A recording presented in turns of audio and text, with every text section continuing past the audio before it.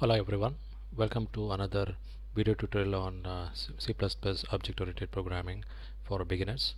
So this is as per the title goes of the tutorial series called beginners. It doesn't mean it's only limited to beginners. Any people who want to refresh some of their object-oriented programming skills, they can always visit these tutorial videos.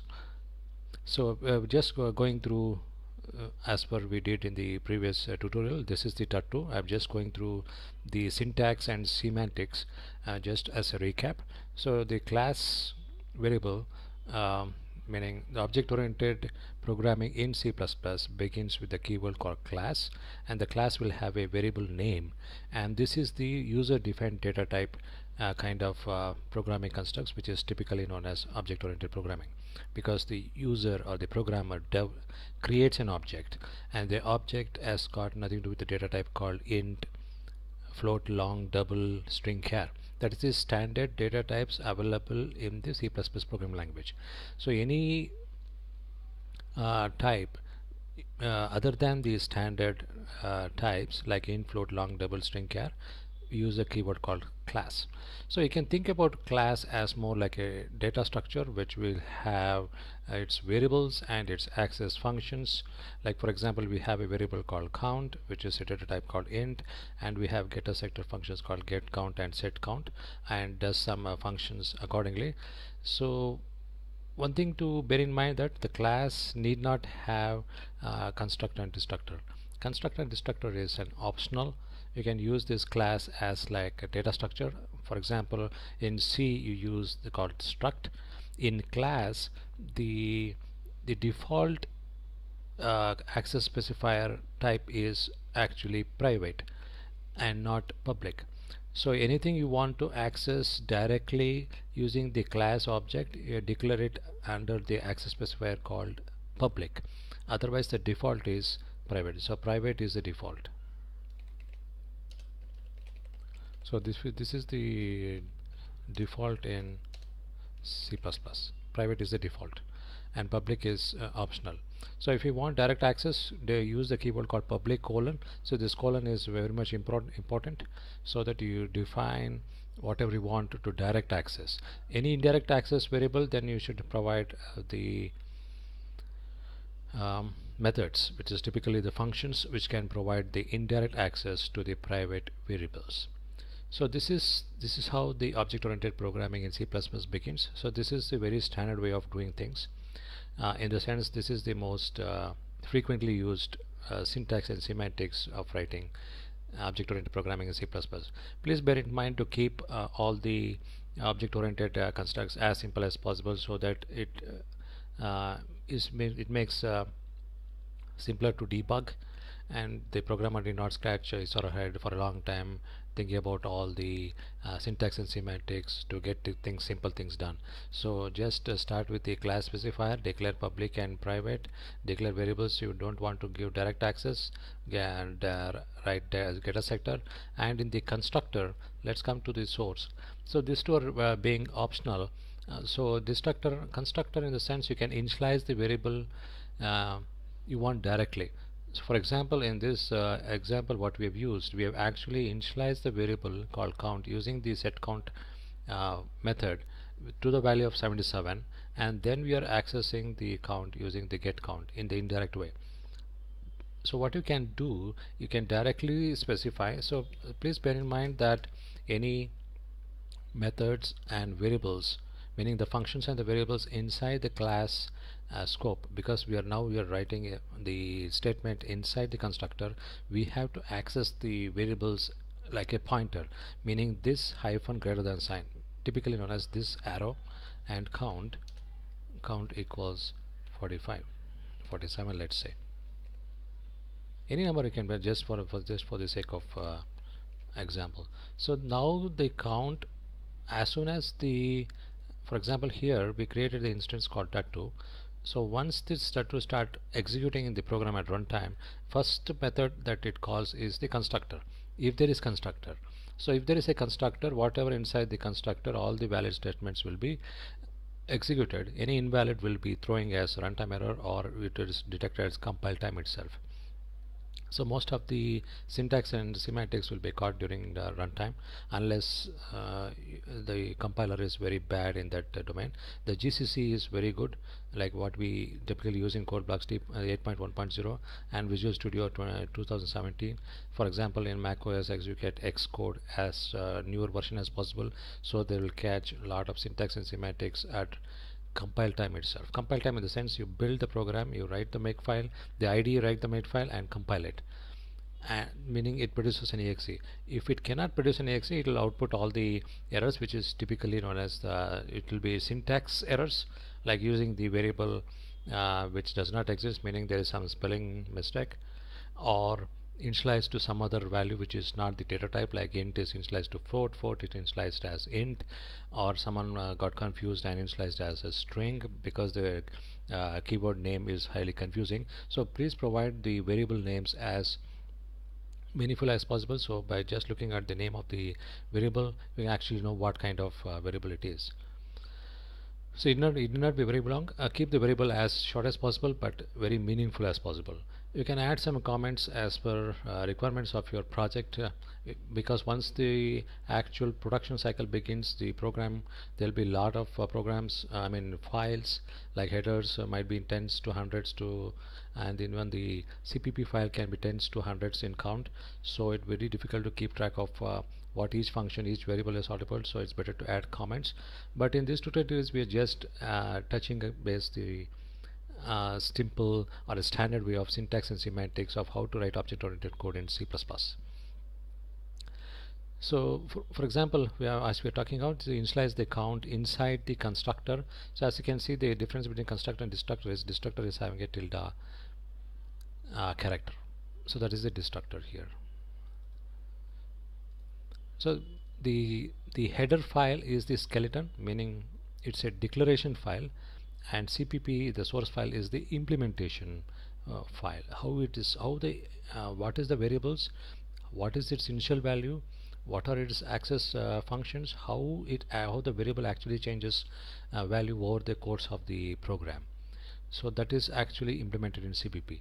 All CPP files will be compiled and linked to a single executable of the entire project. Otherwise you have to compile CPP into each individual library file. For example, on Windows DLL, Linux.so and Mac OS X dynamic lib separately. There's a way to use the IDE and generate a library, so each .cpp or one collection of .cpp can be converted into .dll. So they you just include the header and put the DLL into your exe, wherever the folder the exe is, and just run it, so it will run it. So just for information, I'm just providing the various ways of how the C++ programs are generally used. So as far as a project, all the CPP file will be compiled to one single exe. For example, on Windows exe. On Linux and Mac there is no .exe file. So in Windows there will be .exe file actually generated. I'm just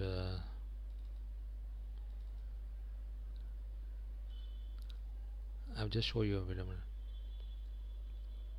So we are using Visual Studio 2017, and as you can see there is a .exe extension on Windows. On Mac and Linux, so it will be under a debug directory. On Mac and Linux there won't be any extension actually provided.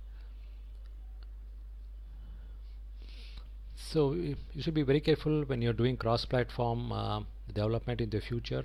So be very specific to the operating system type, like Windows is separate from Linux, is separate from Mac OS X. So just be careful with the dot extension, whatever compiled versions, and how to develop libraries and how to link it. So once you get used to going through the production cycle, you can actually do something in command line as well if you please, but generally it's recommended use a standard IDE and your favorite IDE or as per the project requirements, and just understand the flow of how to actually build an executable using the IDE. So once you're very much conversant, you can play at command line if you want. So there are two ways for two I can say two ways of compiling actually, debug and release. Debug will put debug features into the exe. So exe will be slightly bigger. If you're doing some real world projects, you can easily see there is a difference in the executable size. Even the library will have d for example, in Windows .dll is the extension for library, and one character before dot will be, there will be d. The d stands for debug. If there is no d at the one character before the dot extension, that means it's a release DLL. So you can actually see the file difference, especially in real world, especially when you try to GUI libraries. You can actually see the difference in sizes between debug and release. So use very specific DLLs. Release DLLs only for real release executable, and debug DLLs only for debug executables. Otherwise it won't, the final exe won't run. So this is just to keep in mind the difference between debug and release. So as far as this tutorial series is concerned, this is only for syntax and semantics, how to write object oriented in C++, not to grow in great detail of what IDE is and how to do all the library development. This is just for, that's why it's only targeted for beginners in general, or any experienced people just can have a glance just for as refresh their memories. So we have initialized the count in 39. So let's go to main and just comment out this. So because we already initialized in the constructor can be used to initialize the variables to the defined value. So as you can remember, as we were talking in the previous episodes, that when the instance of the class object is starts running, the very first method it invokes, if it is there, is the constructor, and destructor is the last method that will be invoked just before the class object goes out of scope. So we have initialized the variable in the constructor. So we are not using the set count now. Now we initialize to the value called 39. So we are meaning reading the variable of the count in this dot get count. So we are showing so the statement actually should return the value of the value initialized with is 39. So let's run the code.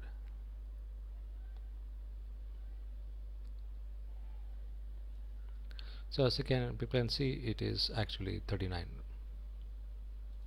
So this is the second way of using. So what you can do when you have a set count, there's another way of doing. This is the direct way of initializing the variable. Other way is, in set count you can do set count. This does the same thing. So this is the direct initialization of the variable. Even though it's private, these private variables are only visible inside the namespace of its parent class. It is not visible in the derived class like object or inheritance. We'll talk about inheritance in the future. So as you can see, now it is displaying 45. So this is the direct initialization. This is the indirect initialization using the statement inside the constructor, or you can actually call the initialization of the variable as soon as the instance is created and then use it later. So there's another way of doing. The advantage of doing initialization in the constructor, either direct or indirect as you please, because the set count can do additional things here and there. So it can run additional statements. That is the advantage of having a function. You can do additional function, add functionality to the function, which is typically known as method, or directly initialize the variable if you want, if you don't have to do anything extra in the constructor. So make sure that the variable actually is initialized to a proper value and before use. Otherwise you might end up having somewhere runtime errors, and it's very difficult to debug. Or like some compiler, if you go from one vendor to another vendor, it might grip in a cryptic way and difficult to understand what exactly is going on, unless most of the modern compilers will directly say the variable is used before initialization. Even if you go for one vendor to another, like GCC to Visual Studio to Intel compiler to some other AMD compiler, or another version of the processor where what are the compiler supports. So be very clear in reading the error before you try to debug the program. So this tutorial video is all about initialization. So you can do initialization in the constructor, nothing to do in the destructor at all. So Let's talk about additional things in the next subsequent tutorials. Let's talk about the inheritance in the coming tutorials. So please stay tuned for the additional tutorials coming up. So thanks for staying with me, and thanks for watching this video till the very end. Thanks a lot. Bye.